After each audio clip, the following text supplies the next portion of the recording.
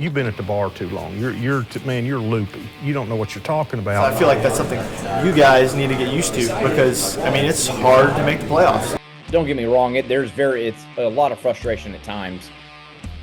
But what I've always loved about this organization is, there's never any finger pointing. When you look at the point, you think, well, there's five drivers below 3 drivers that didn't get in.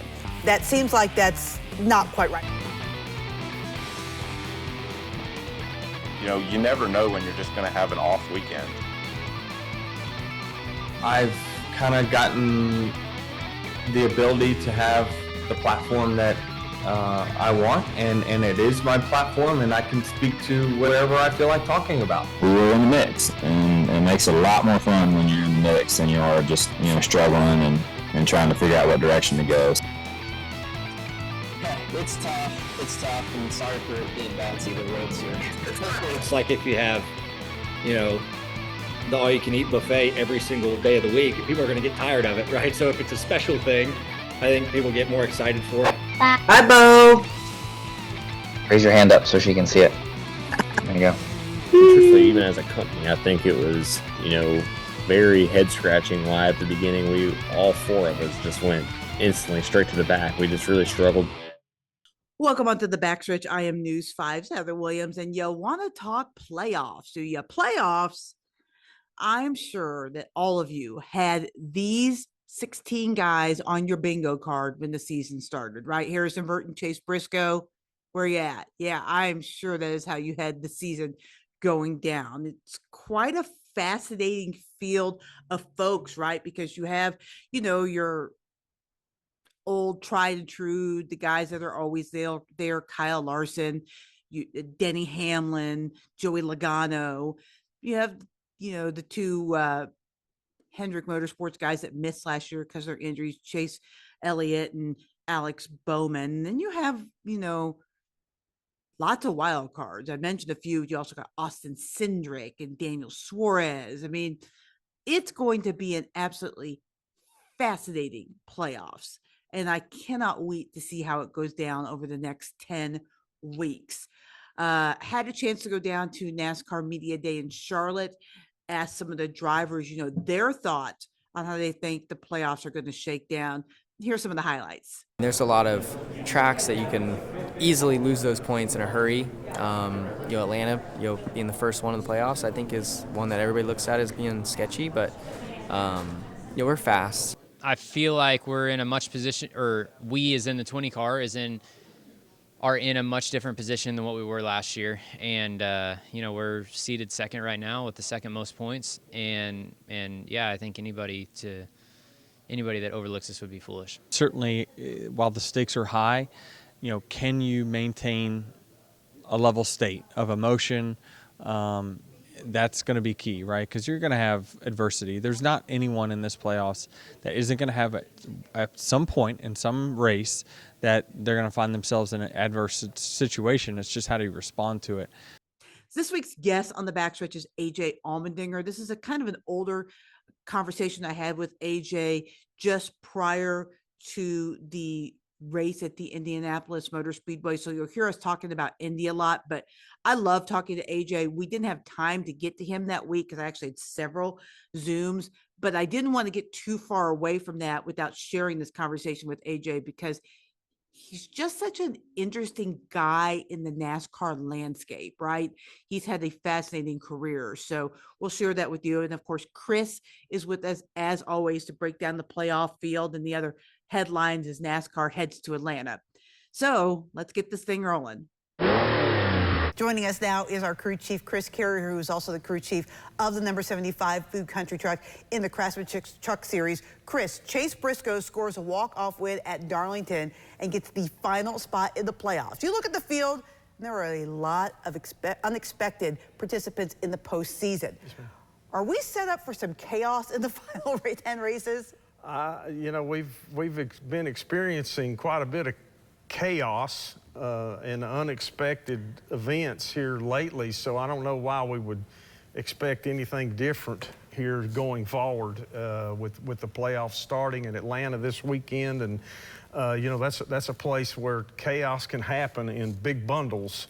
really quick. So anyway, I think it's hard to tell. I really, to be honest with you, I love the fact of Chase Briscoe. I know the guy very well. We have common friends, and I like him as a person, and I think he's a really, really, really good race car driver, and I think his best years are ahead of him. So the storyline of Stewart-Haas Racing closing down at the end of the year, a lot of those people are going to be out of jobs. Chase Briscoe, I think, is going to drive for Gibbs next year. I believe it's already been decided. But, those people, like his crew chief, Richard Boswell, and all those people that are behind the scenes doing a lot of work, making those cars prepared to go every week, good for them. I mean, that was a feel-good story. And, going forward with some guys that we really weren't expecting to be in the playoffs now in there, so a lot of those guys feel, well, I've got nothing to lose. They're going to throw Hail Marys. They're going to try different pit strategies. They're going to do things that, okay, I got nothing to lose. Attitude, I mean, Heather, who knows? So which of those guys that are in there that we didn't expect, and I would say there's almost half a dozen of them, which one do you think has a chance to advance out of the first round and maybe even into the third round? Well, you always think about the guy that's got the hottest hand. I mean, there's Chase Briscoe. I mean, I feel like he's I feel like he's got the hot hand. He's rolling. I mean, he's definitely capable. I also look at a guy like Austin Cindric. Here we are going to Atlanta, which is a speedway at a 1.5 mile racetrack, which just makes it tighter traffic and a little more dangerous. Austin won at Daytona. He's proven to be a really good speedway driver, restrictor plate type driver, and I think about him. He's a guy that nobody out there is going to like. I don't think so. He won't make it, but he well could. Here in a couple of weeks we're coming to Bristol, so that's another place that can. Things can happen, can take out some of the favorites pretty quick, and you look up and somebody's running really good and competing for the win that you didn't think about. So, man, Heather, I don't know. All I can say is you better watch pretty closely or you're going to miss something, and probably miss something pretty exciting. So Tyler Reddick, speaking of exciting, won the regular season championship this year. And I know Bubba missed the playoffs, but he had a playoff-worthy season. He was 12th in the regular season, points before the reset. So how impressive has success of 23-11 been in their short time in the sport? Well, I think if you just take a step back and look at everything, and I saw a post on social media just yesterday about from the time that they actually started their official start date as a race team, and they've already now they've got one car in the playoffs and they're the regular season champion, and what that team has accomplished, it's pretty impressive, especially when you factor in too that they took on a new car. Everybody took on a brand new car, and they're dealing with that on top of just getting their race team started and getting people hired and people in the right position, and finding, setting up a shop and and opening up a brand new shop. That's really pretty nice. They've done very well. I think they have, they've kind of gone about it kind of quietly, just very methodical, and they've just done it, I think, with a lot of forethought, and they're doing everything the right way, which I would expect no less from Michael Jordan, and I really, to be honest with you, I wouldn't expect anything less from Denny Hamlin. Yeah, those are two high-level guys that don't like to lose. And don't like to lose. And Denny is, they're kind of guys at two separate ends of the table. Denny is a bone-deep racer. He come from late model racing, in Virginia and North Carolina, so forth, and kind of, had to really dig to make his way through it, and he's earned his way up through the ladder. Michael Jordan's a guy that comes in was Mr. Basketball, probably one of the most prolific sports heroes in this nation's history. And, you know, he's got endorsements on everything, and everybody wants a piece of Michael Jordan, but he comes in, brings that notoriety and brings that wealth, that ability to find wealth, and puts it all in. They join forces, and now look where they're at, you know. And Tyler Reddick, because Tyler Reddick and Bubba have both done a great job. You know, you said yourself, Bubba's in a position where a few things go different just at Darlington, much less a lot of other races throughout this year. He's in the playoffs as well.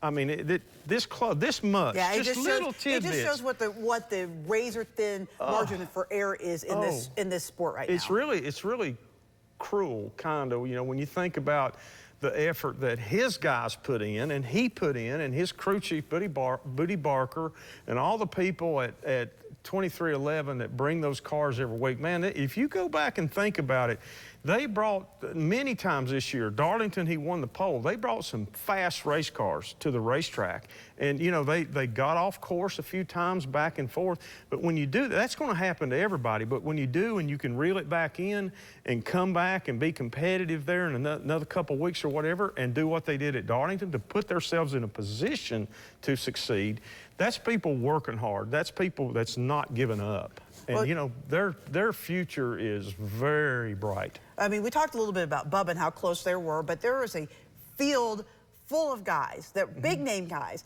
that were really good this season, but are not in the playoffs. Yes, Chris Buescher, you know, at the end, nobody was hotter than Kyle Busch. So does the system need to be changed, or maybe even just tweaked a little bit?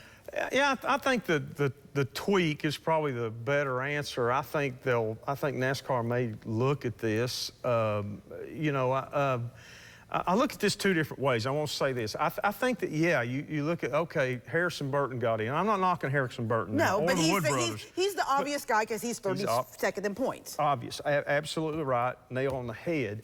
You know, you don't have Chris Buescher in the playoffs. And if you'd have told us back even early in the year, say week 7 or 8, if you said, hey, Chris Buescher's not going to make the playoffs, we just said, you've been at the bar too long.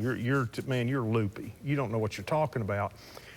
Here it is. He's not in. Now, do we need to tweak this thing to make, because we do, you know, you really do want to have, if you can, you want to have the best 16 teams, just like a NCAA, you know, tournament, or the NFL playoffs, or whatever. You know, you want to have the best teams competing for that big prize at the end of the show. But Kyle Petty said something after the race, post-race the other night, commenting on, I guess it was Buescher's interview or whatever. I don't agree with Kyle Petty that often on everything, but he's smarter than me, I guess. But he said something. He said, listen, he said, don't blame the system. Everybody knew the system when they walked in at Daytona in February and before that. Everybody knows the system.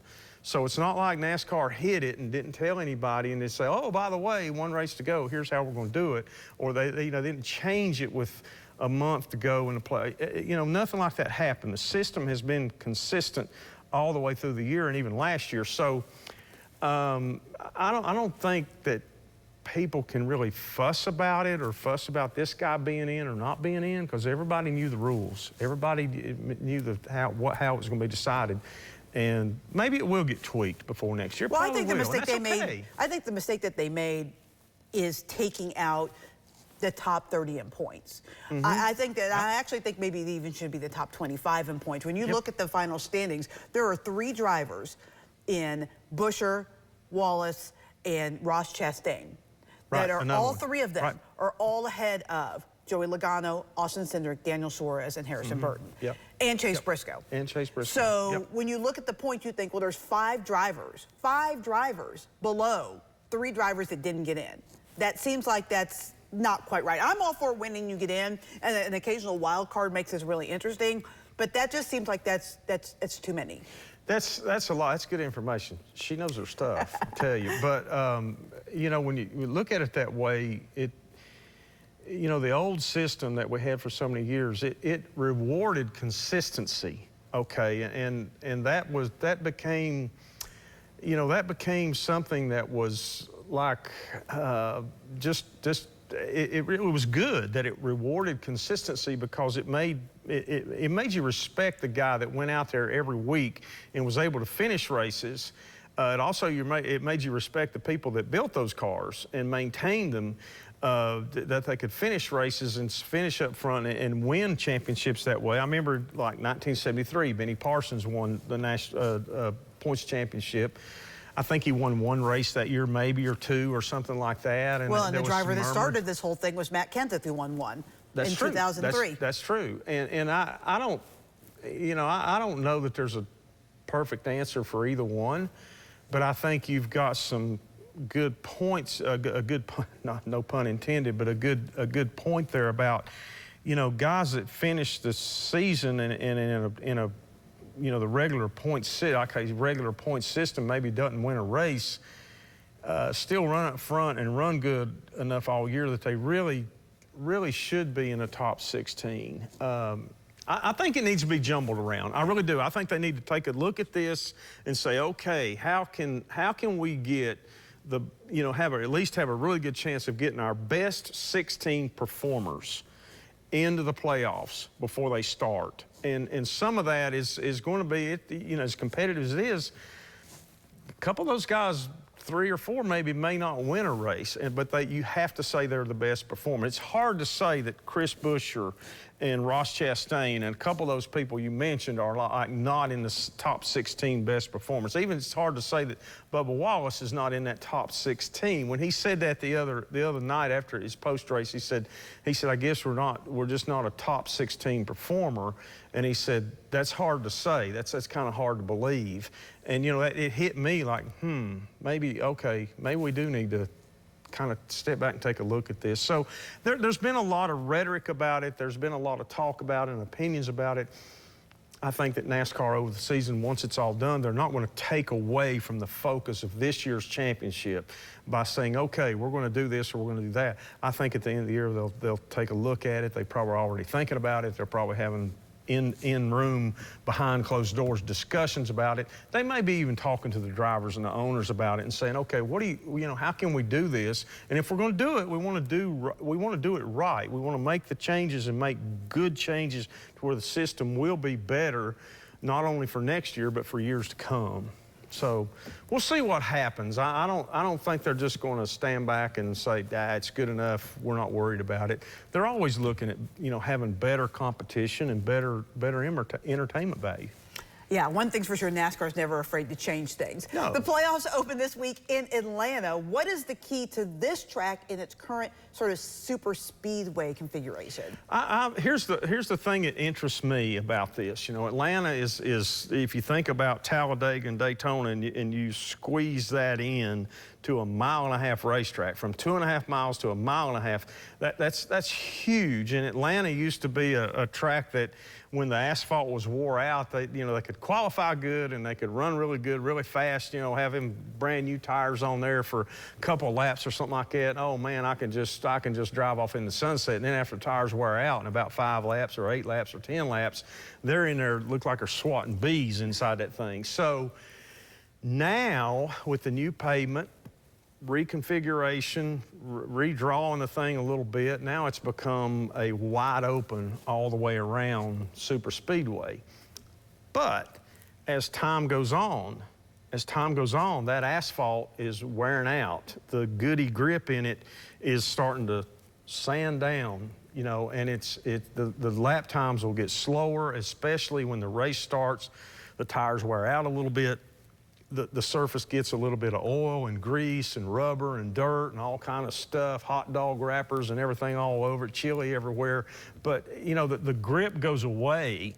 And I'm interested to see how much that, when it was brand new, paved and all that, the grip level, the importance of the grip level was kind of down here, and the importance of the straight line speed was up here. And I know from talking to drivers and people, that it's going like this. And somewhere along the way, that grip level, and they do things to the cars to quote, trim them out. You hear about the phrase trim them out, to like they can do things aero-wise with parts and pieces to take off downforce and side force that will create grip. And what they're doing is actually trying to open up the window of decreasing drag, aero drag, which makes it run faster in a straight line, and it'll run faster as long as you can keep the throttle down. So I think, keep in mind, there's no practice. They go in, they go through tech, both races, there's no practice. They go in, they go through tech, they go out on the line, they run one lap qualifying, and that's it. And then they start the race. So there's not going to be any at-track feedback like, okay, we need to do this or that. What they bring and what they unload with is going to be kind of what they got. So I know there's a lot of guys that have been pulling their hair out. They have been racking their brains trying to figure out, okay, where is that balance now between straight line speed and cutting down the drag and maybe trying to get some downforce and side force back in this thing so that 20 laps, 30 laps, 40 laps into a run, my driver can still use that throttle better than the other 41 guys. And that's going to be key to winning. I'm really interested to see where that falls. It's been a pretty hot summer, and that beats on that asphalt. And, just like me, I get tired the older I get. That track asphalt gets tired the older it gets. So we'll see. There's going to be gas mileage. There's going to be pit stops and pit stop strategy. That's going to be all over the board this weekend. So Atlanta's become like it's a must-see product. Yeah, it's interesting for sure. And we all get tired the older we get. I guess so. You haven't got there yet, but anyway, I don't hear that. I feel like your season in both Xfinity and when you've run the Cup races, you haven't really gotten the finishes you deserve. Like, you've run better than you finished. When you're going through a stretch like that where, dang it, luck is just not with you, how frustrating is that? And how do you maybe work yourself through that so you can break through? Because you got to feel like a breakthrough's coming at some point for you guys. Well, I mean, I hope so.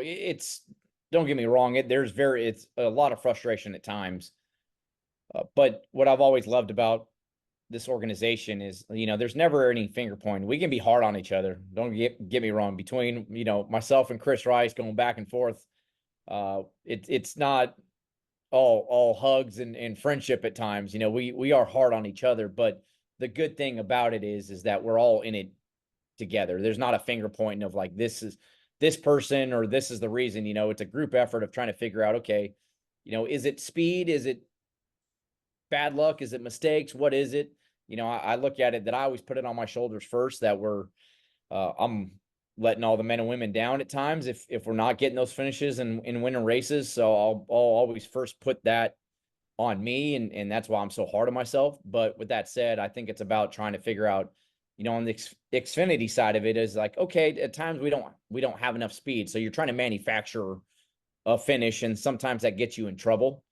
But the good thing is I think we're at least making steps in the right direction over the last few weeks of like, okay, we're getting some speed back in the race cars. And that first and foremost is the most important thing. To me, I look at the playoffs don't mean anything if you don't show up with any speed in the race car. So we're making the right steps in the right directions. The Cup side of it's a little different. We're trying to Xfinity. I feel like we're a big team. Cup side, we're a small team. Right. So we're just trying to make small little progress things at times. Sure, the road courses, when we show up, we know we can go out there and contend inside the top 5, top 10, and maybe win the race. On the ovals, it's kind of a different, I think, outlook of what's a good weekend and it's a bad weekend. But with that said, we're all in it together, and that's what makes it a lot easier at times when it's difficult. And Chris has made it abundantly clear, like, this is our first quote unquote bad year together. Like, we won a lot of races over the last 5 years. So you're going to have stretches like that where it's not going the way you want it to. How different is that dynamic? Because that's interesting. You brought up you're a big team in the Xfinity, small team in the Cup. I don't know that there's another team that fits into that category. I mean, the big teams are the big teams, right? The Gibbs are the Gibbs, the Penske's are the Penske's, the Stewart Haas's are the Stewart Haas's, as long as they're still in the sport. But you're like, this is a different thing. So how do you manage those expectations Saturday versus Sunday?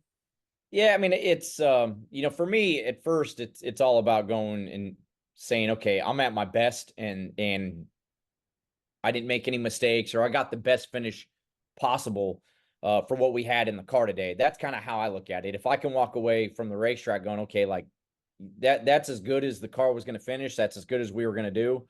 I think mentally I'm like, okay, at least at a little bit at ease. I won't say I'm happy, but I'm a little at ease of like, okay, that's a good day. We got everything we could out of it.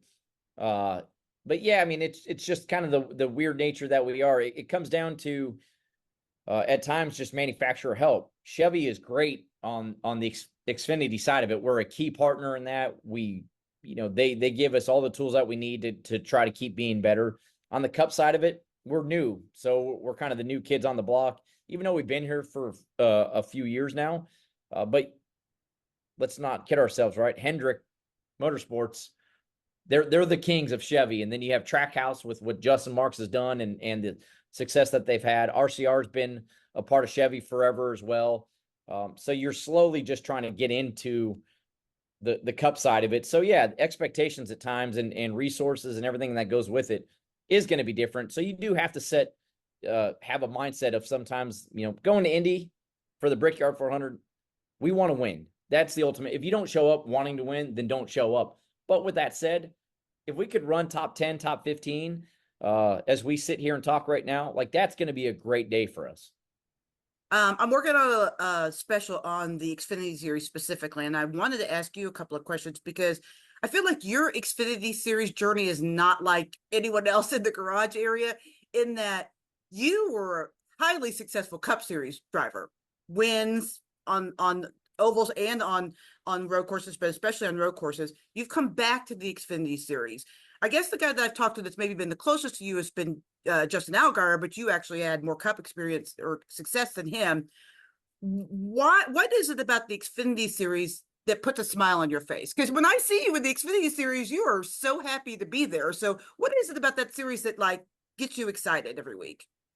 Yeah, I mean, I think my NASCAR journey just in general has it's been wild, kind of how it started. When I went to Red Bull, I expected to do a lot of truck races and a lot of Xfinity races during that time to learn the Cup side of it. I just never did. Like Red Bull, we ran some Cup races or some truck races early on, and then I wasn't even, in the time it was called the Busch Series, but I wasn't doing any Xfinity races even at that time. And I finally begged to get in Chip Ganassi's car at the end of the year just to get some more experience.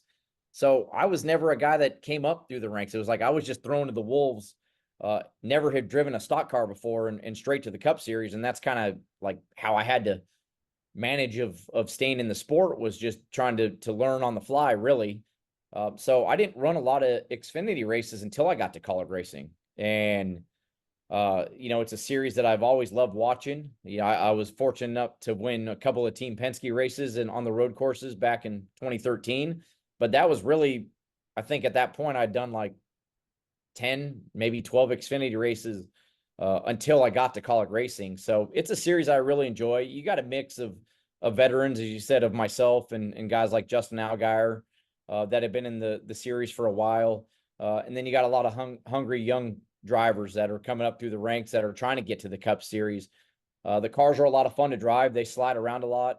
I think the racing's great. So, for me, when it comes to college racing, it's just always been what they want me to do. Like I don't mind doing either Xfinity or Cup.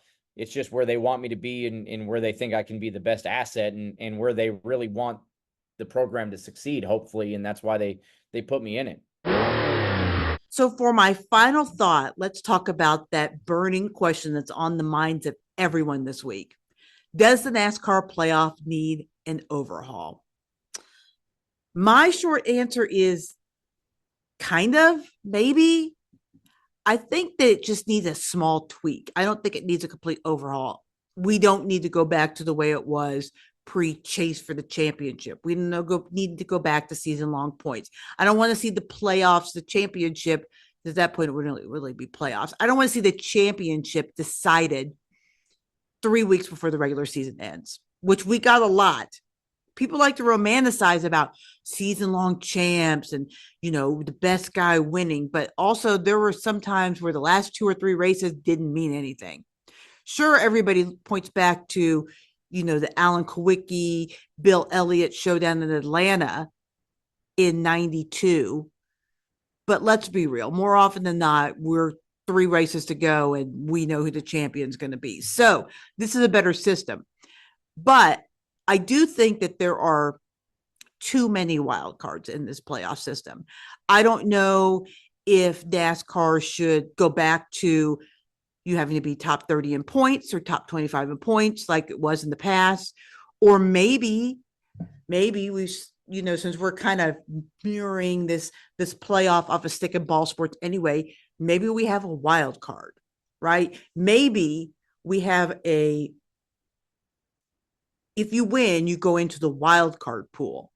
And then you have a one race within the race at Daytona between the 5 wild card drivers to see who gets that final wild card spot, or 2 wild card spots, or 3, however many you want to have. 5 or 6 like we have this year is too many. And then the rest are by points. There's a lot of ways that we could tweak this, keep still the win in you have a chance to be in element without gooping up the playoffs with a lot of drivers that realistically haven't had seasons that deserve for them to be in the playoffs. It's not really March Madness because it's not just one game in March Madness that gets you to Cinderella status in the NCAA tournament, right? If you're a 8 seed in the Big East tournament, you have to win 3 or 4 races. If you're a Cinderella in March Madness, you might win a game. You might upset UMBC, upset Virginia in the first round, but then you got to go play the rest of the tournament. You don't just win the championship off that one win. So I think that's a possible solution. I think there's lots of things we can do. I love the drama of the playoffs. I love the unpredictability, but I do think that too many good teams this particular year kind of got caught by that and aren't in the playoffs. Chris Buescher is a playoff driver. Ross Chastain is a playoff driver. Bubba Wallace is a playoff driver. And for them not to be in the playoffs when they finish top 13 in points and regular points is kind of a shame. Thanks for joining us on the Backstretch. We'll see you next week.